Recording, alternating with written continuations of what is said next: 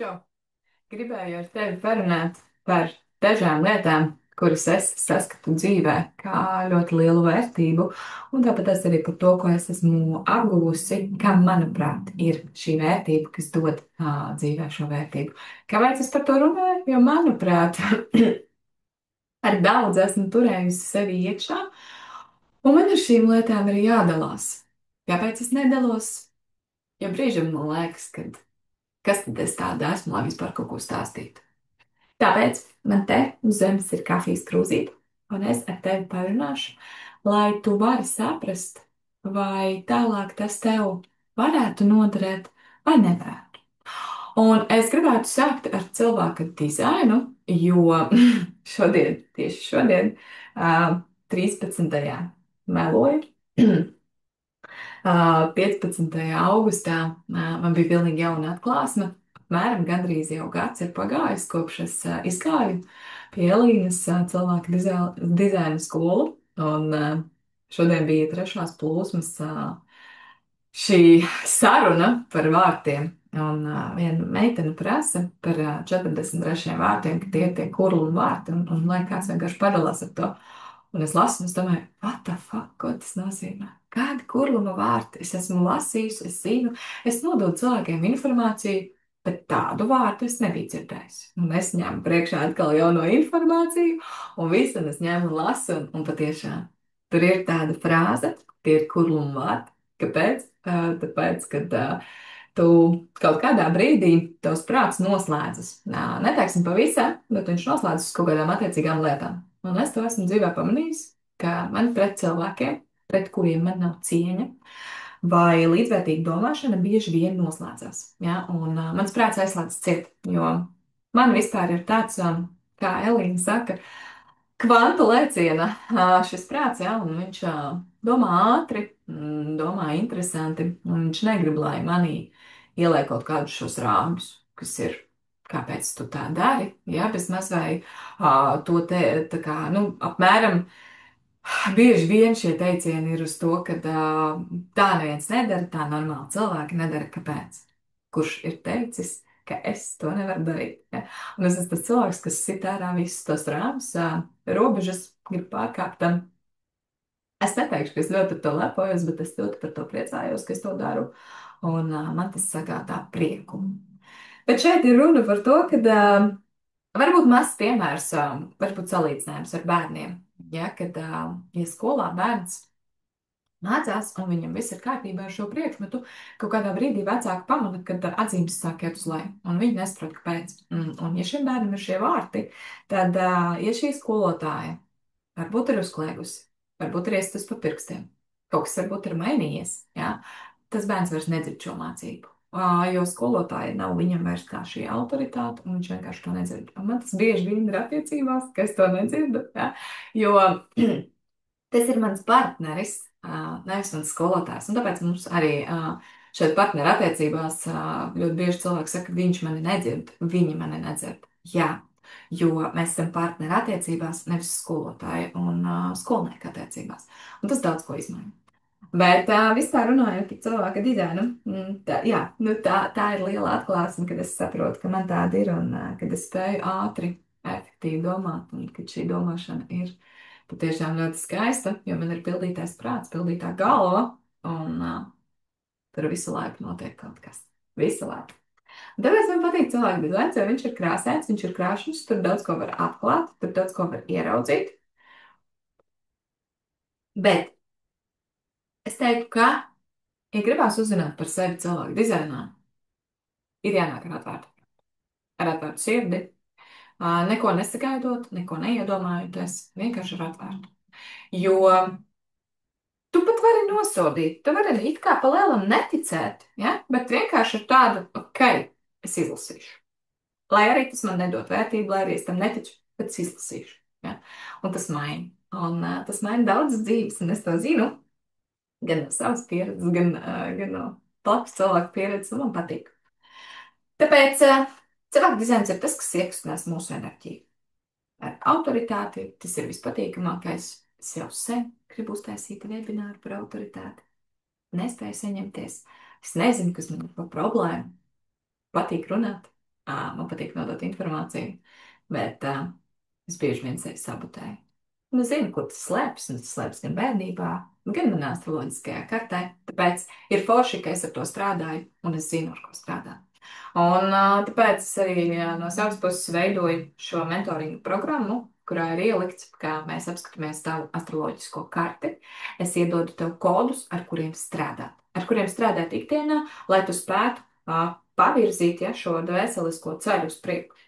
Un tad ir cilvēka dizains, kurš to visu saliek kopā, kā enerģētiski šo sajust ātrāk, efektīvāk un kā šos lēmumus pieņemt, balstoties uz to, kā tu jūties. Ja? Tā kā atvērt šo emocionālo pasauli, tur arī iekšā ir čakras un vispārējais.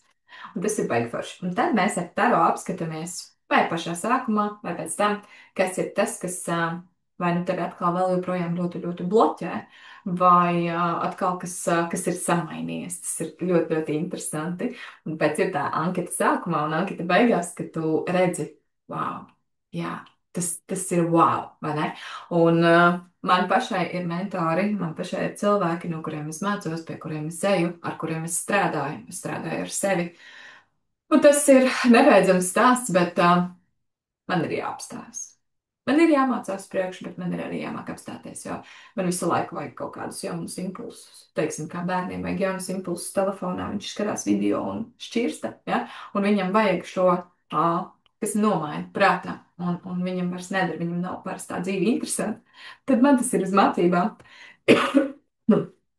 Kā man ļoti, ļoti patīk mācīties. Un man tas ir jāsāk nodot tālāk, ar ko man ir grūtības. Bet tāpat kā es, tāpat kā tu, tāpat kā viņš un vēl kaut kas, mēs esam parasti cilvēki. Un mums visiem ir kaut kādas traumas, ja? Mums visiem ir bailes, kauni, ar kuriem mēs strādājam. Un jā, man nav kauns atzīt, ka es esmu no savas ģimenes, no saviem vistuvākajiem traumēta. Ja? Man bērnībā sasita par to, ka es izdzēru kā bērns kolas pudelīti. 5 gadu vecumā mani sasita pieaugušs cilvēks, ja, par to, ka es paņēmu viņa lietu. Es zināju, ja, ka tā ir viņa lieta, bet bērns to pilnīgi citādāk uztver. Un jā, tajā brīdī tas daudz ko mainīja, jo, kā jau mēs zinām, tas atstāja sekas, un ar to ir jāstrādā, un es ar to strādāju, bet tas atstāja vēl smagākas sekas brīdī, kad es ar šo zilo aci eju uz bērndārzu. Mani nosoda, jā, man vecāki melo par to, kas ir bijis, un tajā brīdī man arī nebija aizstāvi, jo mamma bija aizbraukusi ceļojumā, es biju uzticēta vectēvam, vecmāmai, un vecmāma nebija jauka, jā, jo viņa man pateica, pati tu esi vainīga. Un bērndārzā bija fotografēšanās, un tas sagrāva. Tas sagrāva manu sievišķību, manu meitenes to tēlu, ja, kad tas bija liels kauns. Es izdarīju kļūdu, ja, un mani sodīja un nokaunināja vienlaikus. Un tad tu saproti, ka tas dzīvē atstāja smagas pēdas. Un tad tu ar tām strādā visu savu dzīvi, un tad nāk vēl un vēl un vēl, ja, un man ir ļoti daudz visi kā, kas ir uzlicis kaut kādus rāmjus, kā kaunu, kā bailes un tā tālāk, ja, bet es ar to strādāju. Un reiz izskanēja no mana tuva mīļa cilvēka frāze citam cilvēkam, ka es esmu ļoti traumēta un es nestrādāju ar šīm traumām, bet mācu citiem cilvēkiem, kā dzīvot. Un man sākumā tas ļoti aizskāra. Jā, un es, protams, es ar savu prātu atkal sēdēju un analizēju, kāpēc man tas aizskāra.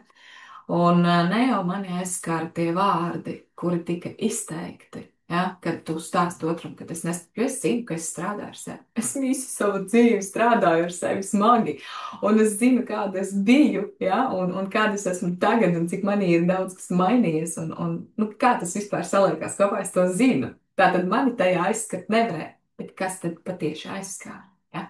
Un tad tu sēdi un domā ar sevi un raudi, un visa dzīve sabrūk, ja? Bet tu saproti, ka tevi aizskāra fakts, Tāpēc es stāstīju šo bērnības notikumu, un tāpēc stāstu šo tagad tikai, jo tas salikās tajā, kā mani nodeva tuvākais. Jā, tajā brīdī man nebija mamma, man nebija tētis blakus, man bija vectēvs ar vecmāmu, kas arī nosacīti ir tuvākie, vai ne? Bet otrā hierarhija, tā kā. Un mani neviens neaizstāvēja. Mājā bija 6 cilvēki, bet no tiem 6 mani neviens neaizstāvēja. Visi mani nosodīja, un tas sagrāva. Un šeit bija tieši tas pats stāsts. Tas uzcēla vecu rētu, vecu brūci. Ja? Ka atkal pats tuvākais tevi nevis atbalsta, bet savā prātā varbūt pat nosoda, lai uz citu fonu izskatītos, ka viņam viss ir kārtībā, viņš ir vesels, ar viņu viss ir labi. Ja? Un tad šeit arī rodas tas jautājums, kāpēc mēs tā darām, kāpēc mēs stāstam citiem par citiem sliktas lietas, ja mēs viņus nemaz nepazīstam. Un tie citi to izmanto. Un es esmu ļoti pateicīga šobrīd, ka tie citi šo izmanto, jo tas patiešām ceļ augšā. Tas patiešām ceļ augšā visas manas brūces. Esmu pateicīga par to, jo bieži vien es to nespētu ieraudzīt. Un tāpēc es vienmēr atkārtoju, varbūt esmu aizņēmusies šos vārdus, varbūt kāds cits aizņēmās no cita, tam šobrīd nav nozīmes, bet es vienmēr atkārtoju, mēs mācāmies un augam caur citiem cilvēkiem. Paldies viņiem! Jā. Jebkurš klients, jebkurš cilvēks, kurš ienāk manā laukā, es caur viņu mācos. Un es esmu mega pateicīga šai situācijai, jo tā lika ieskatīties manā sirdī un saprast, ka šis aizvainojums ir veidojies kopš agras bērnības, kad pakāpeniski mani visi nodeva. Ja, sākumā tas bija tētis, kurš aizgāja no manas dzīves jau pirms es vispār vēl piedzimu. Un, protams, ik pa laikam parādoties, bet tas vairs, protams, neko nemainīja, jo es nebiju svarīga. Ja? Es nebiju tā vērta, lai par mani cīnītos. Un tad tā bija ģimene, ja, kas nodeva vēl tuvākajai, vēl un vēl un vēl. Un tad jau tas ir vīrs, tad jau tās ir draudzenes, un tad tas ir tā tālāk aiziet, kad ik pa laikam tevi kāds nodod, un tu saproti, ka tu šai plašajā pasaulē, kurā ir tik daudz visa kā, esi viens ar sevi, kuram sevi ir jāizstāv.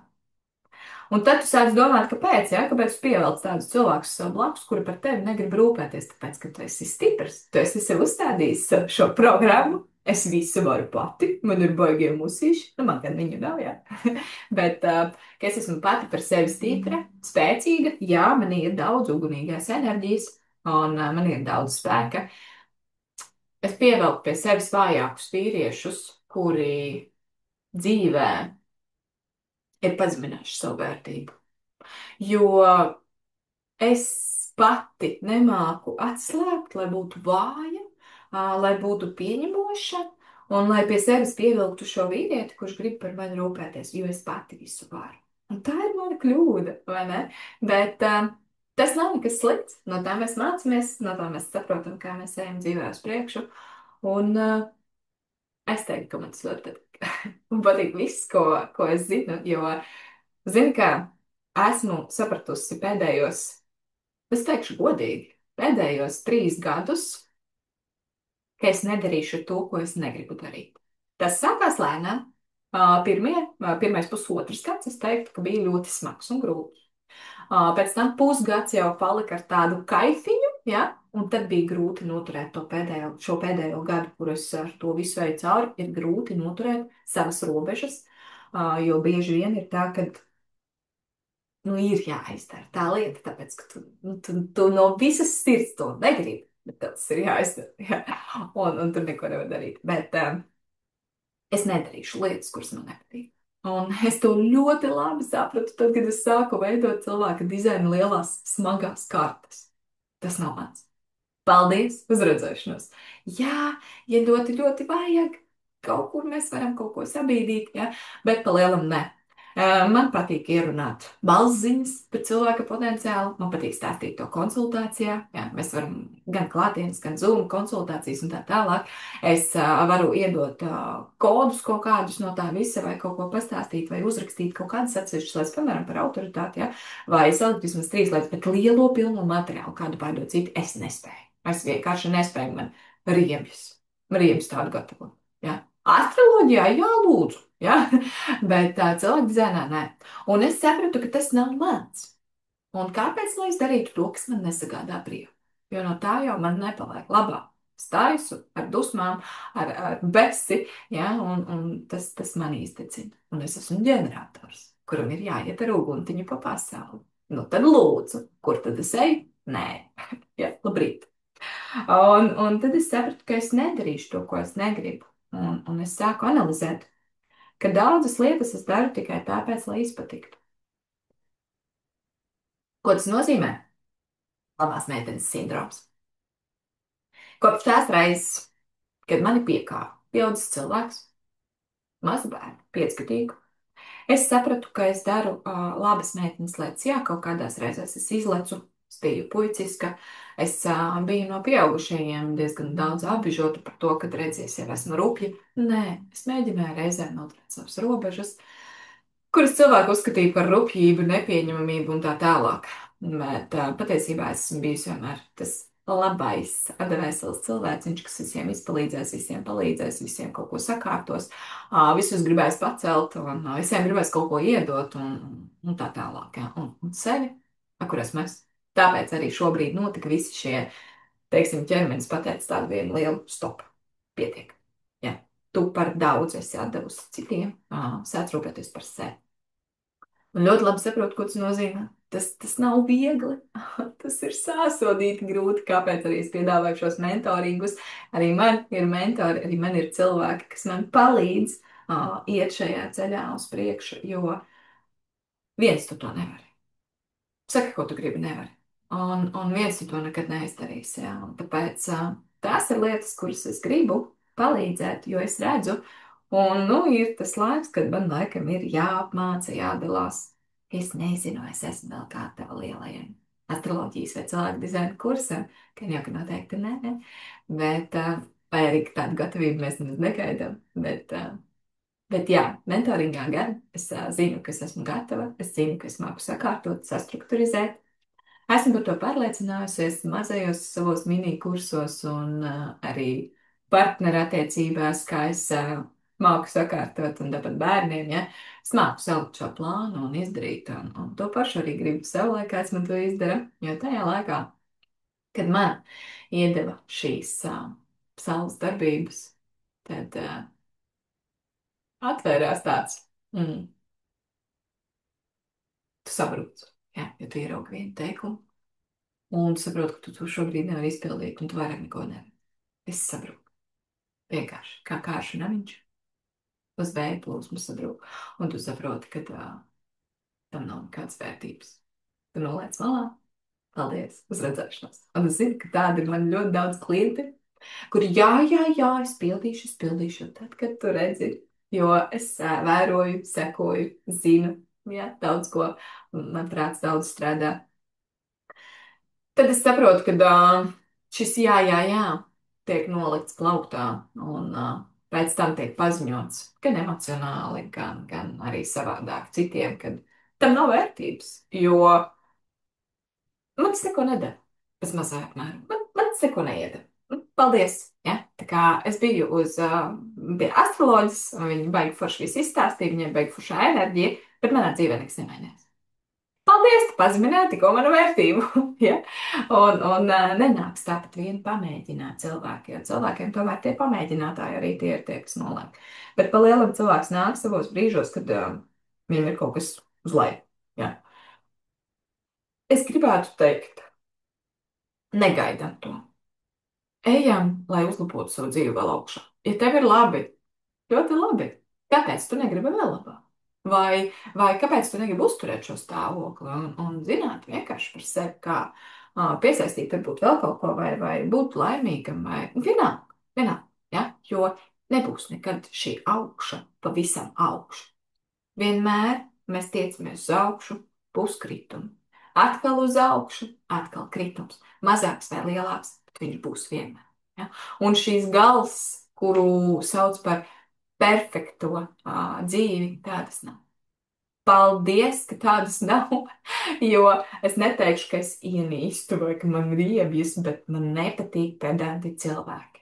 Jo šie cilvēki domā, ka visas pasaules ir tieši tā, kā viņi to ir izdomājuši, un tieši tik perfekti tam ir jābūt, jā, jo tas ir viņu prātā ielikts. Tas tā nav, un pedantisms ir slimība. Tā kā tas ir ārstējams arī, tas ir baigi forši, to astroloģijā arī var redzēt. Arī man ir savs pedantisms, bet tas nav uz lietām, bet tas ir uz manu prātu, uz manu darbu, uz manām darbībām, un tas ir vēl grūtāk, man liekas, nekā būt pedantā mājā. Jā. Bet katram, protams, ir savs, un katrs izjūt savu, tā kā mums katram tiešām ir sava šī pieredze vajadzīga.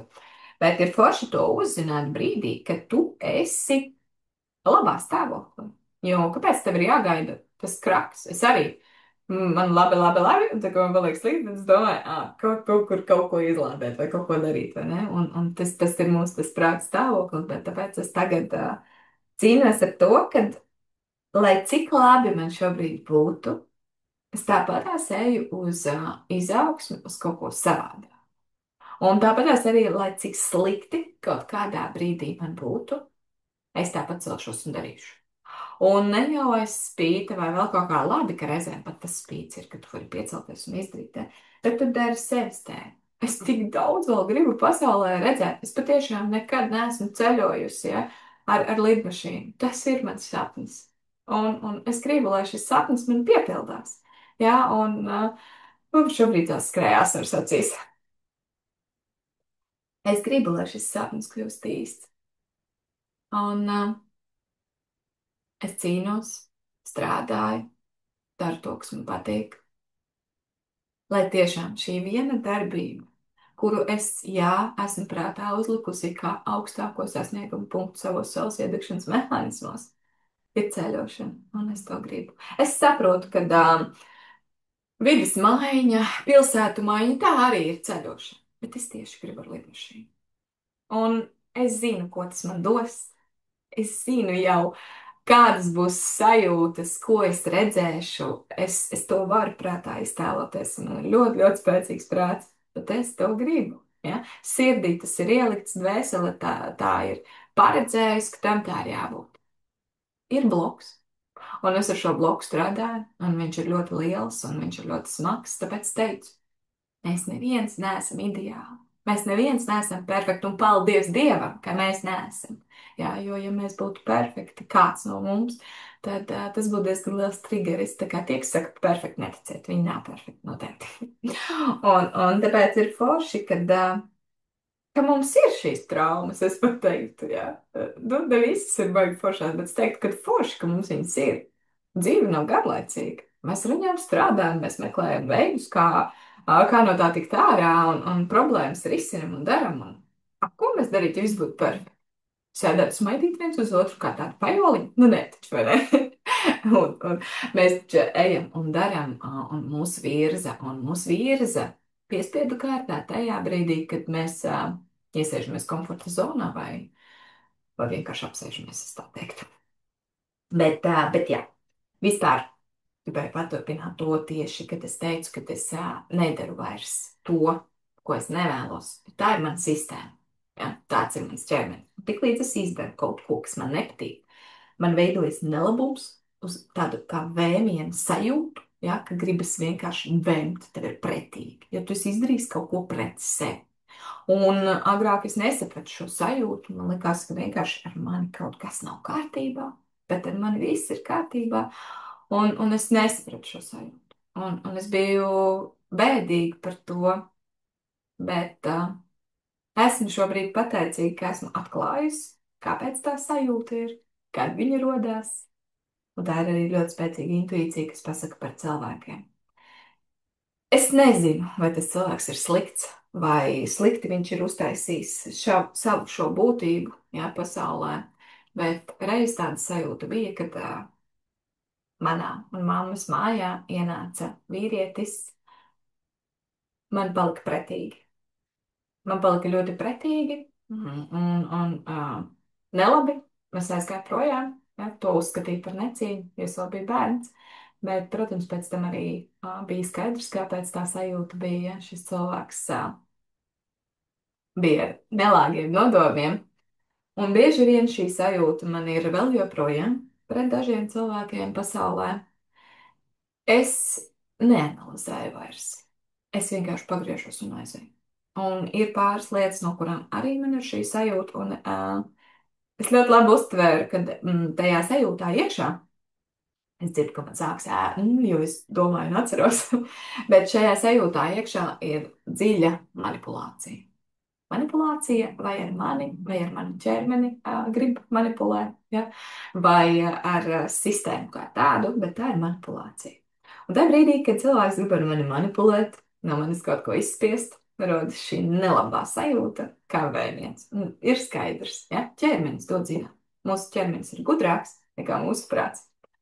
Un tas ir tas, kāpēc es vairs nedaru lietas, kuras man patiesi nepiesaista, nerada patiku.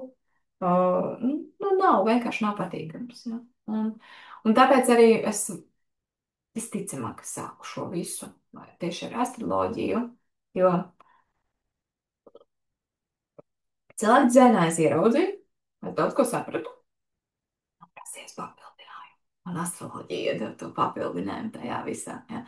Tāpēc es saku, es šobrīd esmu uzlikusi fokusu uz to, ka tad, kad ir mentorings, mēs sākam ar astroloģijas kodiem, kurus mēs ieliekam tavā šai dzīves ritmā.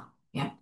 Un tad mēs ņemam šo cilvēku dizainu, lai enerģētiski apvienotu, ja? Lai tu sāktu sajust sevi, jo ar kodiem var, ja? Bet tas ir ilgāks process. Un ar šo sistēmu mēs savienojamies, mēs atveram sev aizvērtās lietas ciet. Un super. Pēc tam mēs to visu apvienojam reālajā dzīvē. Un tas aiziet, un tas strādā. Ja? Un, teiksim tā, lai tu nenobītos, tev būs jāstrādā visu mūžu ar sevi. Mazāk vai vairāk, bet būs. Un tas ir labi, ka to ļoti daudz cilvēku izprot. Komforts, stagnācija, nav finanšu, nav attiecību, nav prieks un dzirkstelācijas. Es nezinu, vai var redzēt, ka manī nav šobrīd šī dzirkstelīte, bet es viņu, viņa ir manā sirdī. Bet manās acīm nav vairs tā uguntiņa. Ja? Nav tas kaivs, es bišķi salūzu. Un tas daudz ko izmainīja. Bet es to radu. Ja? Es šobrīd runāju, man patīk runāt. Tad es uztaisu kādu materiālu. Es esmu aizkadrā dizaina, tā kā, teiksim, speciālists. Ja? Es kanvā taisu PDF materiālus citiem, veidoju Instagram profilu citiem. Tā kā, tas ir tas, ar ko es aizkadrā darbojos, un tas ir tas, kas man uzlāda. Un ir tīpaši tad, kad vēl pasaka kāds labs vārds, vai tu kaut ko ieraugi, ka tas ir sanācis rīks, wow, super, vai ne? Bet tās ir tādas mazas nianses, ar kurām es savu dzirksti ceļu ārā, lai man degtu actiņas, lai es priecātos, jo pa lielam tas viss sākās tajā brīdī, kad man bija jānoņem savas maskas, ja? Kad man jānoņem sava maska, jābūt patiesai, sākumā pret sevi, tad pret citiem, es nobijos. Jo, kā jau es minēju par šo gadījumu, vai ne, arī par to es nobijos. Es nobijos, kā tas tagad būs, kā man vismīļākais cilvēks pasaka par to, ka es ar sevi nestrādāju. Un tas sāp, un tas iegraužās iekšā, jā, tas sēd. Tu domā par to, tas sēd vēl vairāk, dusmas sēd, un viss sēd tevi. Un tad tu saproti, ka tas ir stāsts par viņu pašu, ja tu esi atspoguļojis viņam šo visu, un tu saproti, ka tev tas bija jāsaprot vēl dziļāk. Super! Es esmu ieguvēja. Es nezinu, ko ieguva otrs cilvēks tā runājot, un es nezinu, ko ieguva tas cilvēks, kas to cēlā ārā ar manipulāciju un ļaunām darbībām.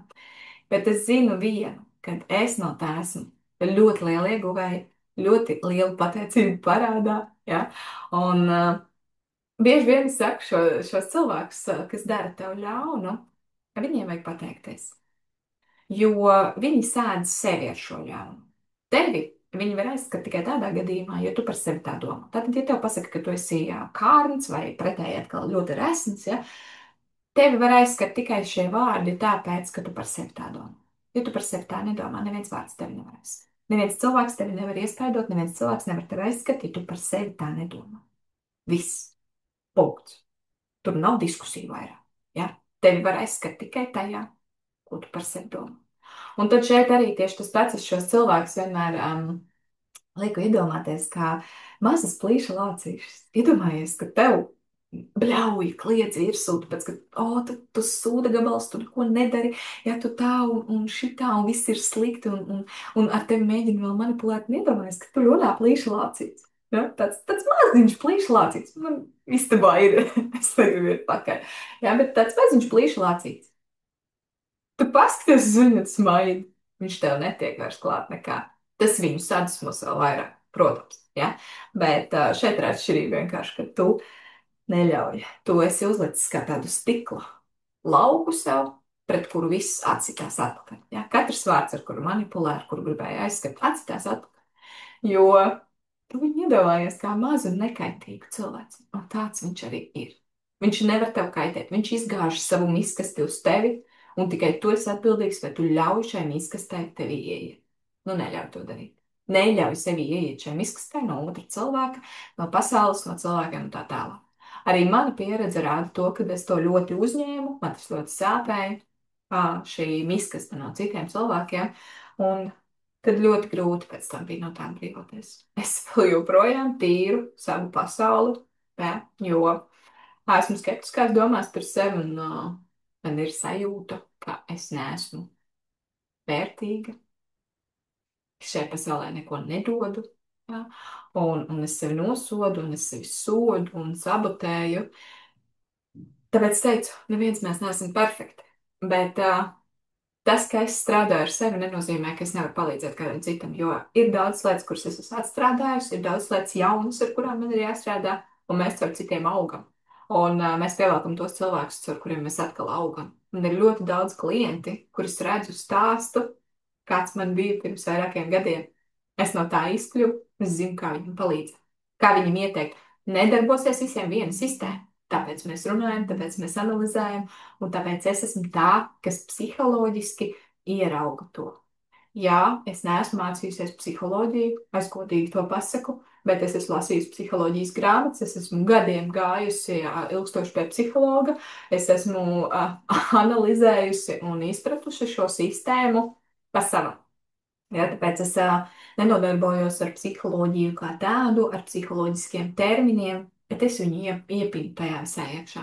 Un tas, manuprāt, ir tas svarīgākais, ka tu to apzinies, ka tu sevi nesauc par to. Es nesaucu sevi par psihologu, un es nemaz negribētu būt. Ja? Es varbūt gribētu būt psihoterapeits vai kaut kāds sapņu terapeits vai kaut kas tamlīdzīgs, kas ir uz maģiju, bet vienkārši psihologs nepaldies. Tas ir pārāk garlaicīgi priekš manis, un tas noteikti nav mans darbs. Man patīk kaut kas, kur ir mistika, kur tu vari to iepīt, kas vispār nekā nav saistīts, ka tu nespēji to saprast. Nu kā vispār darbojas manifestācija? Bet viņi darbojas. Es pastāstīšu vienu atgadījumu. Man bija ļoti izteikts sāpes.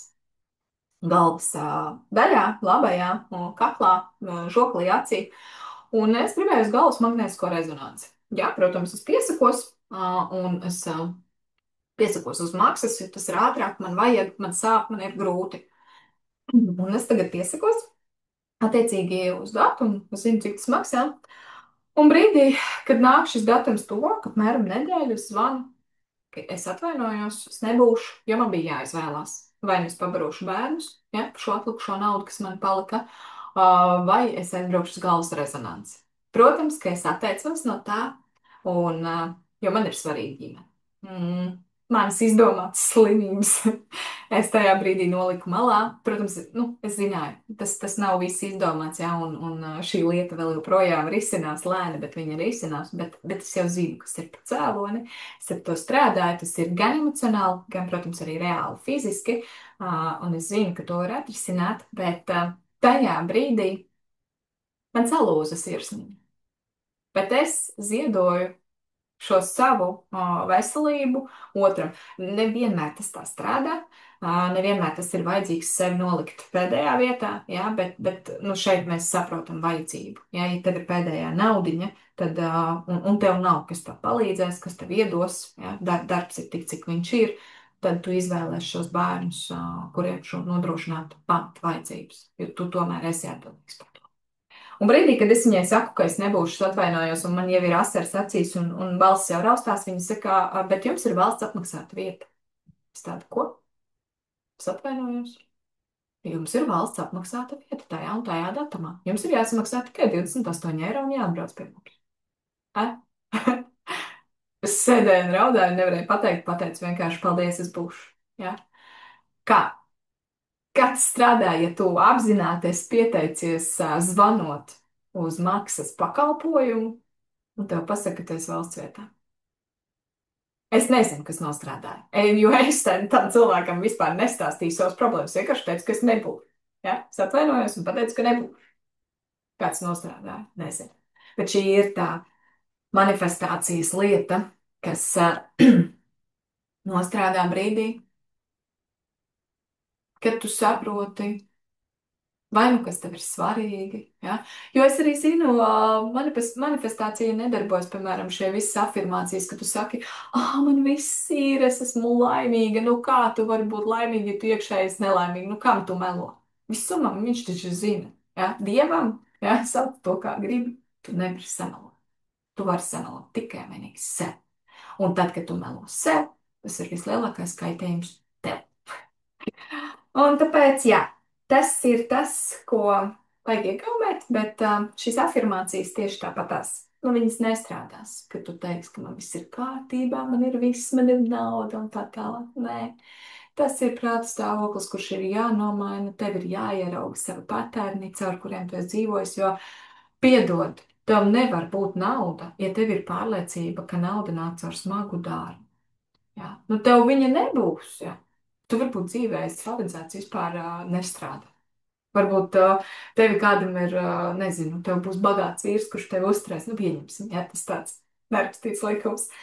Bet, nu, nebūs tā nauda. Ja? Un kamēr tu neatbrīvojies no saviem blokiem, tu nevari izpildīt nevienu manifestāciju, nevienu lietu, kas var piepildīt. Tā kā tam visam apakšā ir šī sistēma, ir psiholoģiskā sistēma, ir prāta darbība, ir funkcijas, un es ļoti novērtēju šos cilvēkus, kuri nodarbojas ar psiholoģiju, ja? Bet tiešām ar reālu psiholoģiju, kur prāta funkcijas tiek nu, neteiksim pārregulēts, bet jā, parādīts, ka var savādāk. Ja? Tu vari domāt savādāk, ka tu vari būt savādāk, un tāpēc man patīk šie jaunie darbi, kas ir psihosomatika. Tālāk es pati ar to ļoti aizraujos, kad es pētu, un es tāpēc saprotu, ka pēc labā puse, jo man nav bijis tēvs, un mana tēva figūriņa tika pārlikt uz vectēvu. Ja? Nu, viņš mani ļoti, ļoti lutināja, un es biju viņa mazā princesīte noteikti, ko es nenovērtēju, ko es vispār. Tajā brīdī es priecājos, viņam skraidīju laikā pakaļ, bet tikai tagad, kad esmu pieaugusi, es saprotu, ka es biju vienīgā meitene. Nu, no bērniem bija divi puiši un viena es, un tad pēc tam bija arī mans brālis, tā kā trīs puiši un viena meitene. Un, protams, ka meitenes tiek lutināts. Un es biju tā pakaļastīta, kas laiku skraidīja pakaļ, kas es kaut ko gribēju darīt, visādas trakas lietas un tā tālāk. Bet es arī ļoti cienīju. Jā, es cienīju, es dzirdēju, jo, ja mana māma teica man vairākas reizes nedari to, tad kā jau mēs visi zinām, es to izdarīju. Bet tad, kad pateica vectēvs nedari tā, es domāju ar galvu, labi vectēv. Ja? Tā ir tā cieņa, ka tā ir tava autoritāte. Un es sapratu, un tad, kad viņš nomira, tad šis posms bija ļoti smags. Es pieļauju domu, tāpēc arī dzīve diezgan sabruka pēc tā visa, jo es nezināju, kur ķert šo autoritāti tālāk. Es nezināju, ko un kā vairs darīt. Un sāku visādas šīs pusaudžu lietas, vai ne, kā kārtoties un tā tālāk, bet nestāsts vairs par to. Vairāk vienkārši šis tāds teiksim, īsos mazos vilcienos manā garajā stāstā, ir tas, ka šajās sistēmās ir ļoti liela vērtība, ja viņas pareizi pielieto. Tu nevari nopirkt vienkārši PDF materiālu, vienalga par kādu cenu. 10 eiro, 50, 150 tūkstoši. Jā, nepielietojami. Ja tu nezini, kā pielietot, tu uz priekšu netiek. Tā kā šīs saules darbības, jā. Tu nopērci šo materiālu, vienalga no kur speciālista, jo viņas nemainās. Šīs darbības nemainās. Tu nopērci enerģiju, tu nopērci šī cilvēka enerģiju, teiksim tā, ja, un ar to uzbūst to, un tu uzbūst to uz kādu laiku, jo tevi nevar visu dzīvi pavadīt cita cilvēka enerģija. Ja, un tāpēc arī es ticu, ka ir vajadzīga šī izpratne, kā to ieviest savā dzīvē. Kā saplānot to, ka, nu, piemēram, pirmdienas dienā, kad ir mēnesis diena, es darīšu mēnesis atslābinošās darbības. Man mēnesis atslābinošā darbība ir kārtība mājās, ja, kaut kāda sastruktūrizēšana, kaut kāda statiskā spriedze, kas man vingrina mugurkaulu, muguru, jo es ļoti daudz sēžu telefonā, strādāju un tā tālāk. Un tā, ja? Tad es izplānoju, kas piepildīs manu šo iekšējo pasauli, nomierinās manu nervu sistēmu, mēnesis atslābina to visu pirmdienas dienā. Attiecīgi, savam dienas plānam. Man ir ģimene, bērni, māja, kur ir jātīra. Es vēl gribu arī pati pabaudīt šo laiku, iziet ārā. Man ir arī citi darbi, kas man ir jādara. Ja? Un vakarā vispār man ir enerģijas sprādziens, un es varbūt kaut ko citu gribu darīt. Ja?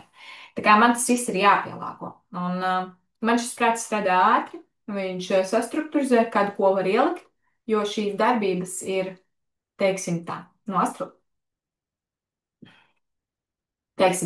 astroloģiskā viedokļa šīs darbības ir pakārtotas tā, ka vairāk vai mazāk tas tev aizņem ļoti maz laika. Tāpēc, lai tu dzīvē neieviestu kaut kādu vienu darbību, pieņemsim, es tagad īsti nevaru uz sitienu ātri iedomāties, bet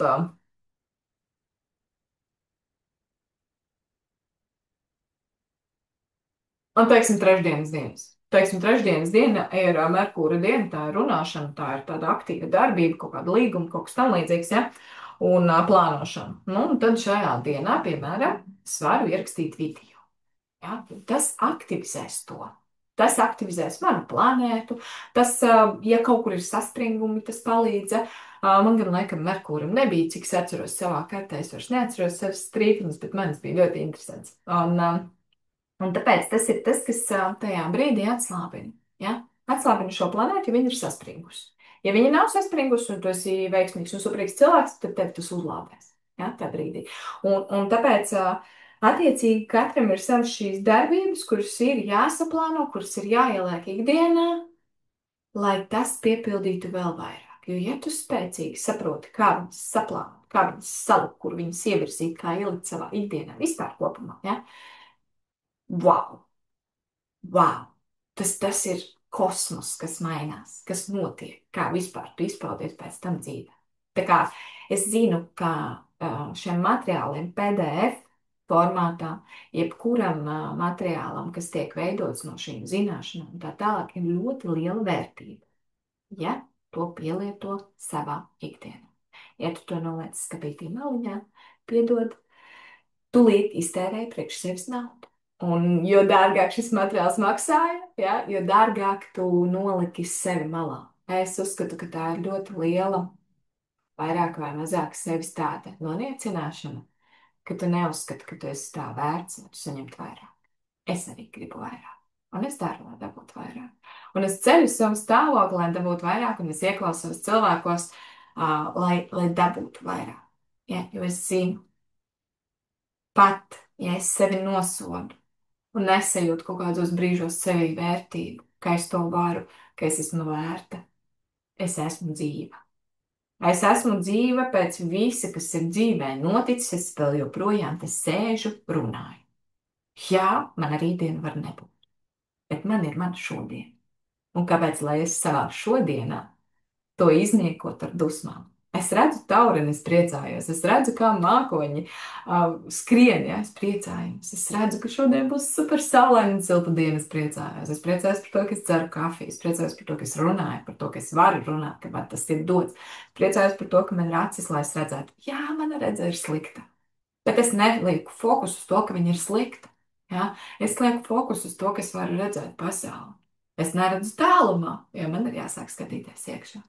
Un es zinu, un es apzinos, ka, ja es ar to strādāšu, es varu panākt to, ka mana redze uzlabojas. Viņa apstājās jau. Tas jau ir labi, ja? Jo kaut ko es sāku mainīt. Un mēs visi zinām, ka tā kā tu dzīvo tagad, tādus soļus, kā tu dari tagad, lai iegūtu to kaut ko jauno, tu nevari darīt tos pašus. Tev viņi ir jāpastumj un jāsāk jaunas darbības veikt. Ja? Tātad, ja tu līdz šim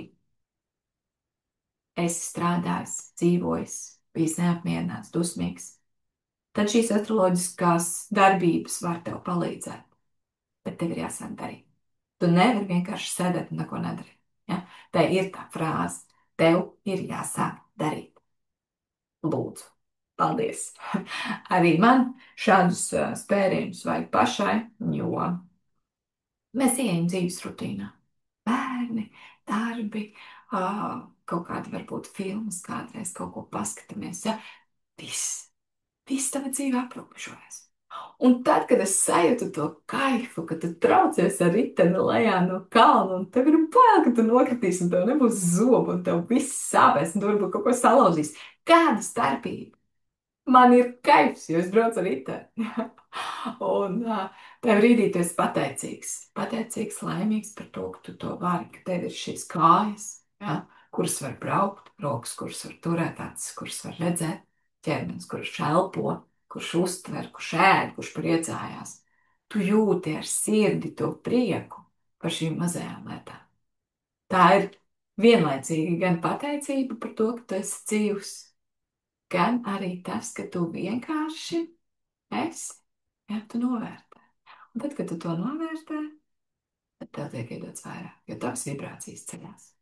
Un tas ir tas, ko es daru gan konsultācijās, gan ar materiāliem, gan šobrīd piedāvājot savu šo mentoringu programmu. Tas ir tas, ko var izdarīt. Tu pacēl savu vibrāciju un tu vari dzīvot citādāk. Es gribu savu ķermeņa dzirksti izcelt uz āru un nodot arī tā. Un es ceru, ka man sanāca vismaz mazliet tevi iedvesmot uz to, lai tu dzīvē priecātos. Paldies par uzmanību!